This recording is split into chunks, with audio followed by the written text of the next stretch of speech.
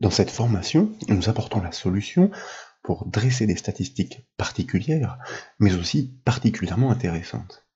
Il s'agit d'extraire les données numériques les plus grandes selon des contraintes à recouper.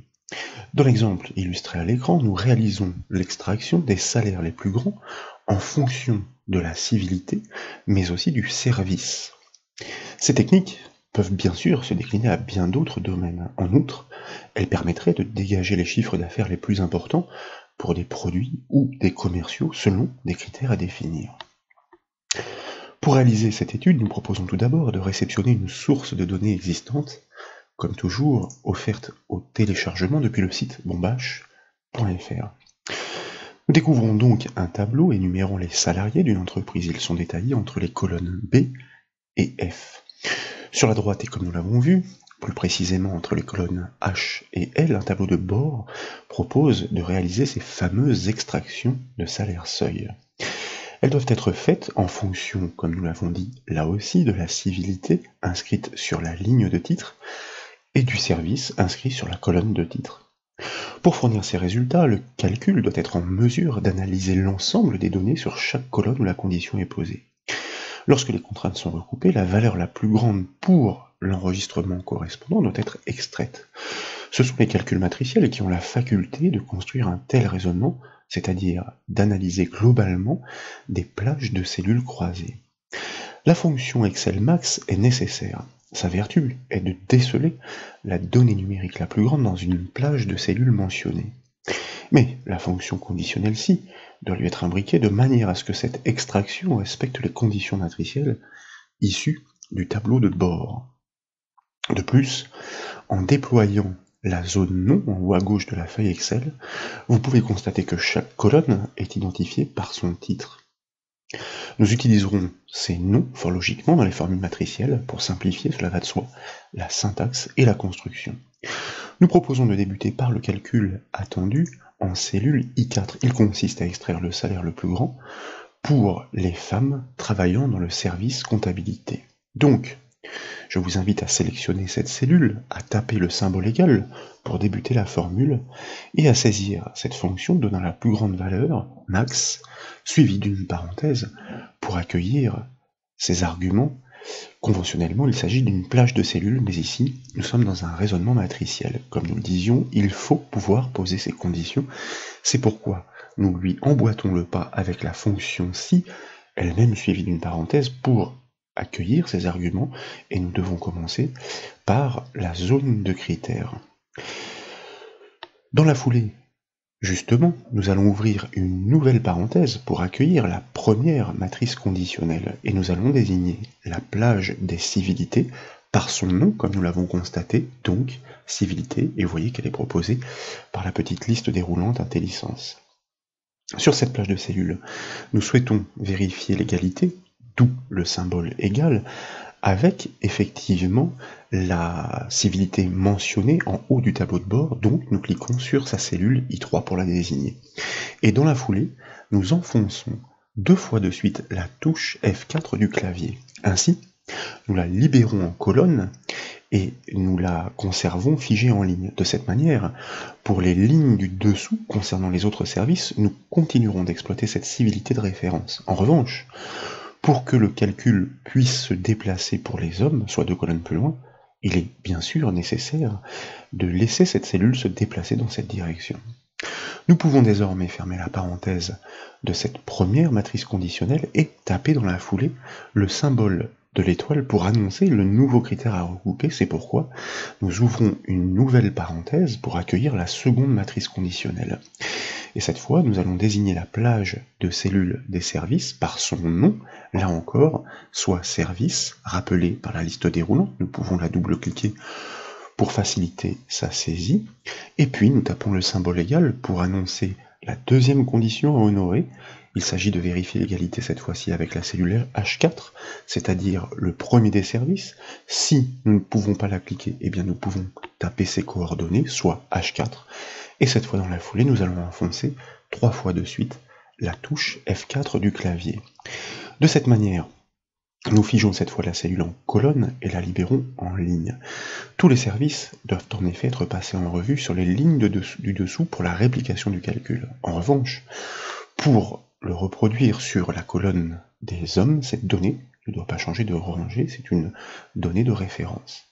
Nous pouvons fermer la parenthèse de cette seconde matrice conditionnelle et dès lors taper un point-virgule pour passer dans la branche alors de la fonction ci, puisque nous venons d'émettre ici le critère, le recoupement des conditions à honorer, matrice à matrice. Si ces contraintes sont effectivement satisfaites, il s'agit d'extraire le salaire le plus grand pour les enregistrements concordants. Il suffit simplement de désigner la plage des salaires, une fois encore par son nom, donc nous l'inscrivons, salaire. De fait, nous pouvons taper un point-virgule pour passer cette fois dans la branche sinon de la fonction ci, et nous allons simplement inscrire deux guillemets pour garder la cellule vide en cas de non-correspondance. De fait, nous pouvons fermer la parenthèse de la fonction ci, et dans l'enchaînement, nous pouvons fermer la parenthèse de la fonction max. Enfin, et c'est nécessaire, nous devons valider ce calcul par le raccourci clavier CTRL plus maj plus entrée. C'est ainsi que nous transformons la formule en calcul matriciel résonnant sur les lignes respectives des matrices impliquées, celles des civilités, des services, mais aussi des salaires. Nous pouvons, dans l'enchaînement, double-cliquer sur la poignée du résultat pour reproduire cette logique sur les autres services. Et ensuite, je vous invite à copier ces résultats encore sélectionnés, par exemple par le raccourci clavier CTRL-C, à sélectionner la première cellule pour les hommes, donc K4, et à coller cette formule par le raccourci clavier CTRL-V. Instantanément, tous les meilleurs salaires par civilité et service sont extraits. Le copier-coller agit comme la poignée d'une cellule. Il réplique cette logique, donc du calcul, en déplaçant les références des cellules non figées. En scrutant les salaires de la base de données, vous constatez que ces extractions matricielles sont parfaitement cohérentes. La syntaxe de la formule que nous avons bâtie est rappelée dans la barre de formule avec les fameuses accolades situées en préfixe et suffixe. Elles ont été générées grâce à cette validation spéciale par le raccourci clavier. Nous devons désormais extraire les noms des salariés les mieux payés. Pour cela, nous en avons l'habitude, nous pouvons exploiter les fonctions index et equiv.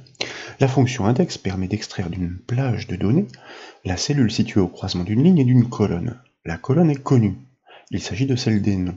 La ligne, en revanche, dépend de la position du salaire, mais pas seulement. Plusieurs salaires peuvent être identiques, il faut extraire le bon. Donc, recouper aussi les conditions sur la civilité et le service. Et la fonction equiv donne la position d'une valeur cherchée dans une colonne, soit l'indice de ligne manquant pour la fonction index. Mais pour honorer les trois contraintes à satisfaire, nous devons exploiter une astuce que nous avons déjà mise en œuvre à maintes reprises. En guise de valeur cherchée à cette fonction equiv, nous allons lui indiquer le chiffre 1. Ce dernier fera office de valeur booléenne pour confirmer les croisements des critères matriciels que nous allons lui passer en second paramètre. Il en résultera la position de l'enregistrement correspondant. Je vous invite donc à sélectionner le premier nom à trouver, soit la cellule J4, à taper le symbole égal pour initier la formule matricielle, et puis à saisir la fonction d'extraction, donc index, suivie d'une parenthèse, pour accueillir ces arguments, et nous allons tout de suite lui indiquer la colonne dans laquelle nous souhaitons extraire les informations, celle des noms par son nom, qui est d'ailleurs nom.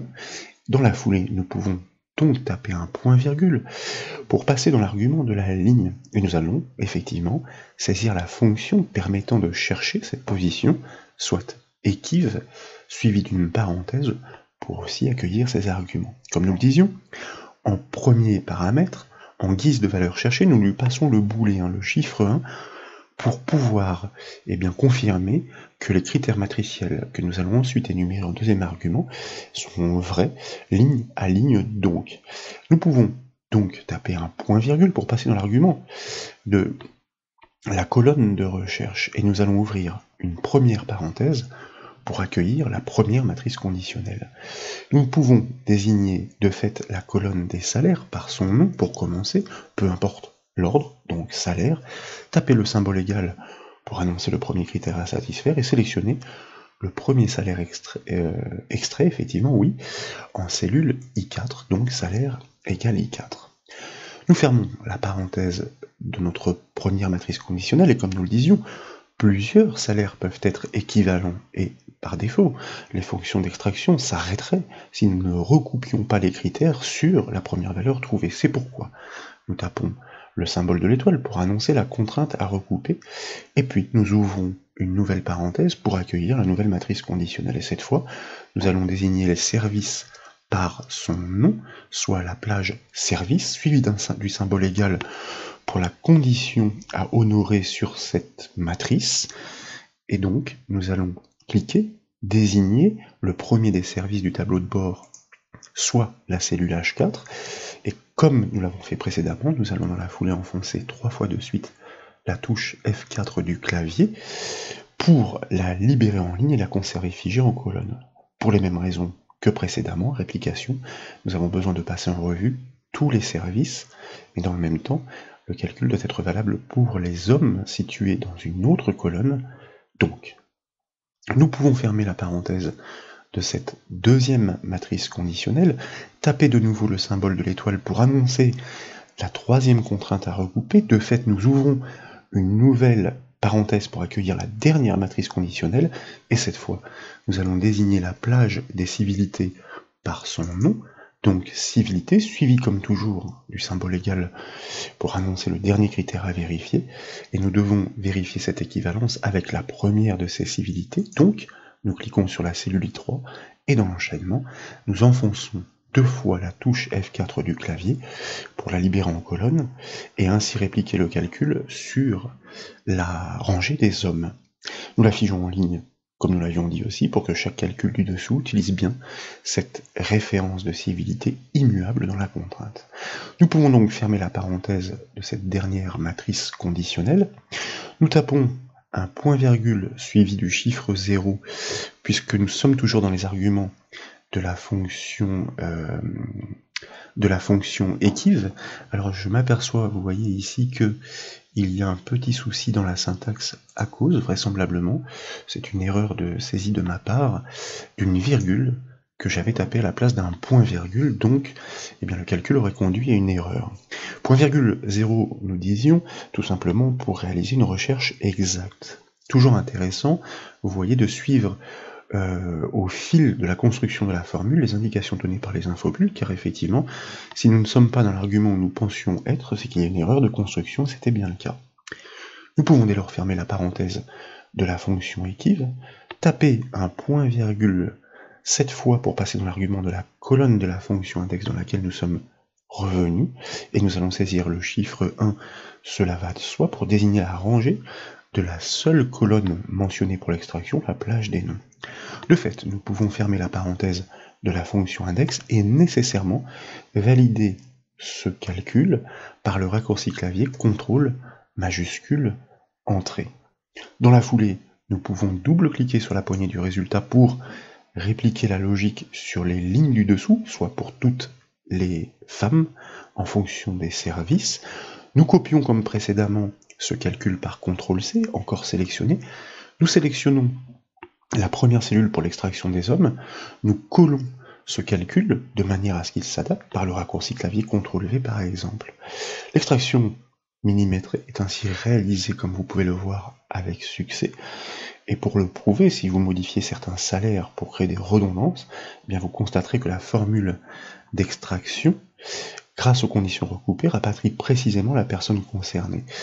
Alors en l'occurrence, ici nous avons de Monte Carlo Coralie, avec un salaire à 1500 €, c'est une femme. Je vais me positionner sur le deuxième enregistrement, puisque nous avons de nouveau une femme ici, et nous allons mettre le salaire identique à 1500 €, et vous voyez que la fonction d'extraction, les fonctions d'extraction index équive ne s'arrêtent pas, effectivement, sur la première valeur correspondante trouvée, tout simplement parce que nous recoupons les conditions aussi sur le service et sur la civilité, cela va de soi, et c'est donc bien le deuxième qui est extrait. Pour parachever l'application et renforcer l'interprétation, nous souhaitons faire réagir dynamiquement les lignes des salariés ainsi extraits. Nous devons bâtir une règle de mise en forme conditionnelle. L'astuce la plus simple consiste à exploiter la fonction nb.si. En guise de critère, nous lui passerons chaque nom de salarié issu du tableau source à chercher dans la plage des noms extraits dans le tableau de bord. Lorsque la correspondance est avérée, la ligne doit être repérée. Comme vous le savez, une mise en forme conditionnelle s'applique sur une plage sélectionnée. Donc, nous sélectionnons l'intégralité des données de la base de données, puis dans la section style du ruban accueil, nous cliquons sur le bouton mise en forme conditionnelle. En bas de la liste des propositions, je vous invite à cliquer sur nouvelle règle car elle est spécifique. Dans la boîte de dialogue qui suit, nous allons sélectionner le type utiliser une formule, puis cliquer dans la zone de saisie juste en dessous pour l'activer afin de pouvoir bâtir la syntaxe égale nb.si comme nous le disions donc. Le premier argument qui est demandé sur les deux paramètres est la plage de cellules sur laquelle nous souhaitons effectivement réaliser ce dénombrement. Nous allons donc sélectionner la plage des noms extraits, soit J4, J7, que nous conservons parfaitement figé, car l'analyse l'analyse de la mise en forme conditionnelle va progresser chronologiquement, et malgré ce déplacement, eh bien cette plage, elle, ne doit pas bouger. Point virgule. Que cherchons-nous à dénombrer sur cette plage des noms extraits? Eh bien, nous cherchons à trouver le premier nom, puisque nous raisonnons encore une fois chronologiquement, donc nous cliquons sur la cellule B4, mais cela va de soi. Ici, nous allons enfoncer une première fois, une deuxième fois la touche F4 du clavier pour la conserver figée en colonne et la libérer en ligne. Nous pouvons fermer la parenthèse de la fonction nb.si et le critère consiste à savoir si ce dénombrement conduit à un résultat supérieur à 0, en d'autres termes, est-ce que ce nom est bien trouvé dans la plage d'extraction. Pour résumer donc, et le répéter, une mise en forme conditionnelle résonne chronologiquement. C'est la raison pour laquelle nous débutons bien l'analyse à partir du premier nom en cellule B4.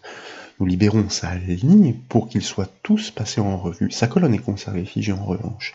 En effet, pour un même enregistrement, c'est-à-dire une même ligne, nous cherchons à le trouver dans la plage de cellules, forcément, des noms, en le comparant à celle des noms extraits, donc sur J4, J7. S'il est trouvé supérieur à 0, nous savons qu'il s'agit du meilleur salaire pour le service et la civilité. En conséquence, nous devons associer un format dynamique approprié à cette règle, ce que nous faisons dans l'enchaînement en cliquant sur le bouton format, et dans la boîte de dialogue qui suit, nous allons activer l'onglet remplissage, et dans la palette de couleurs, eh bien, je vous propose par exemple de choisir un orange clair. Alors celui-ci se rapproche un peu plus du rose par exemple. Nous n'avons plus qu'à cliquer sur le bouton OK pour valider ces attributs. Ainsi nous sommes de retour sur la première boîte de dialogue. L'aperçu est explicite. Il indique que chaque femme la mieux payée dans son service doit être identifiée sur ce fond donc en orange clair. Et pour le prouver, nous cliquons sur le bouton OK de la boîte de dialogue et de retour sur la feuille. Vous constatez que les enregistrements des femmes concernées réagissent dynamiquement. Donc, nous devons faire de même, bien sûr, pour les hommes. Il faut, bien entendu, sélectionner préalablement l'ensemble des enregistrements, revenir dans la règle de mise en forme conditionnelle, choisir une nouvelle règle, comme précédemment, la bâtir à partir d'une formule. Je me suis permis de prélever la syntaxe que nous venons de construire, car finalement, il n'y a que la plage sur laquelle l'analyse doit être faite qui change. Cette fois-ci, il s'agit des noms extraits pour les hommes, donc L4, L7 que nous conservons figés, et c'est bien toujours le premier nom que nous cherchons à comptabiliser dans cette plage. Nous allons lui associer un format particulier, comme il s'agit des hommes, je vous propose de choisir un bleu clair par exemple, réglage que nous validons une première fois, et puis une deuxième fois, pour constater effectivement que cette mise en forme conditionnelle vient parfaitement corroborer les résultats des extractions effectuées par nos calculs matriciels. J'espère donc que ces démonstrations vous ont plu. Si c'est le cas, comme toujours, je compte sur vous pour mettre un petit j'aime à la vidéo. Comme vous le savez, vous pouvez retrouver toutes les autres formations sur le site bombache.fr. Je vous remercie.